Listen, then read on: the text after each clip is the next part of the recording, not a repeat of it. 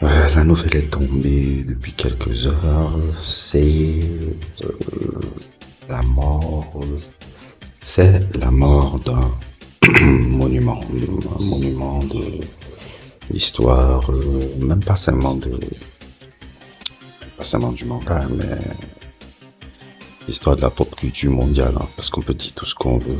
Son œuvre qui a le plus de succès, Dragon Ball, même si vous n'avez jamais lu, même si vous connaissez au moins Goku, vous connaissez au moins ça, c'est-à-dire passer ton père, ta grand-mère, ils connaissent au moins ça. Ils connaissent au moins ça. L'impact de cette œuvre est monumental. C'est comme si, je sais pas, par exemple, je me demande, pour ceux qui suivent la page depuis le début et mon autre page annexe, je sais pas pourquoi ces 4-5 derniers mois, les sujets que j'avais envie de faire sur le manga, sur la bande dessinée, parce que je dois avouer, la bande dessinée c'est aussi mon truc. Comme je l'ai dit, j'ai travaillé et co-écrit ce manga-là, Oblivion Rouge, dont je vous mets encore le lien en description. Oblivion Rouge, qui est un manga que j'ai co-écrit, qui a 2 volumes pour l'instant. Il y aura un 3e volume un jour. C'est avec l'œuvre que j'ai aidé à écrire à Pape Soulé. La bande dessinée aussi, c'est quelque chose que j'ai exploré. J'ai exploré beaucoup de choses dans ma vie. Que ce soit la danse, que ce soit la musique, que ce soit la bande dessinée aussi. J'ai beaucoup exploré la bande dessinée parce qu'en explorant la bande dessinée, ça m'a permis aussi de développer des choses sur l'écriture et le comportement de l'écriture par rapport à ça. Parce que dans la bande dessinée, il n'y a pas que des gens qui dessinent. Dans la bande dessinée, il y a aussi des scénaristes. Dans la bande dessinée, il y a des coloristes. Dans la bande dessinée, il y a des lettres, des gens qui sont juste sur la calligraphie. Il y a plusieurs. Dans une bande dessinée, par exemple, tu peux voir 6-7 personnes. Maintenant, bon, quand tu t'appelles Anki Bilal, je fais tout seul. Ça, c'est les mecs qui sont à part. Ça, c'est les mecs qui sont à part. Et moi, je fais beaucoup de sujets sur Dragon Ball ces derniers mois. Et je me demande, mon intuition me demandait toujours de faire des sujets sur Dragon Ball. Peut-être ça m'annonçait peut-être ce qui allait arriver là. Et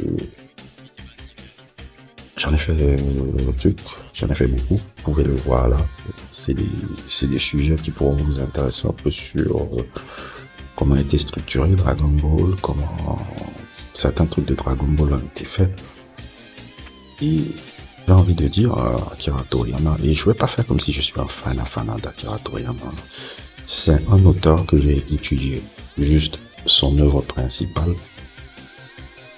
On va comprendre certains codes un peu du Shonen Neketsu, parce que tu peux pas parler du Shonen Neketsu actuel, tout ce qui est sorti là, tout ce que vous voyez là sur l'écran, à la base c'est Dragon Ball, tout ça.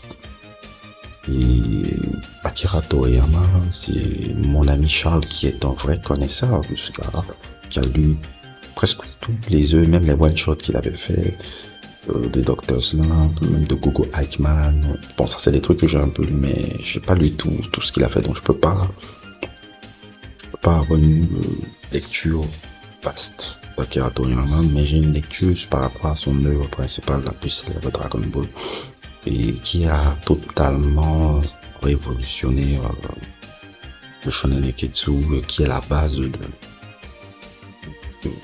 truc qui se fait maintenant. Et qu'est-ce que j'aime encore avec lui dire, Akira Toriyama est une légende. Une légende, était une légende, il est une légende même encore. Comme Frank Miller est pour la bande dessinée américaine, comme Harvey Pekar est aussi pour la bande dessinée américaine, ou bien comme Mobius et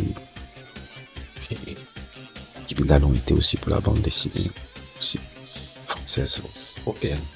Bon, et dans cette dimension-là, ce mec-là, il a énormément impacté le monde avec son œuvre.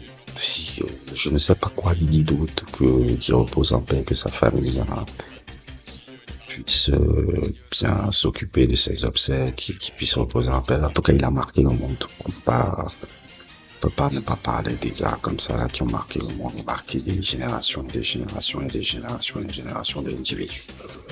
Même si je suis un noir qui est un asiatique, je ne reste pas moins quelqu'un qui a été aussi marqué par mon œuvre Dragon Ball. Ouais, ben, des années plus tard, j'en ai fait on a fait notre propre manga. Donc, voilà, quoi. Moi, j'ai juste envie de le dire aux en paix. Et pour ceux qui n'ont pas vu mes sujets sur Dragon Ball, ils sont disponibles ici. Et je vais le mettre en description. Et voilà, quoi. N'hésitez pas à liker, n'hésitez pas à vous abonner et à plus pour d'autres aventures.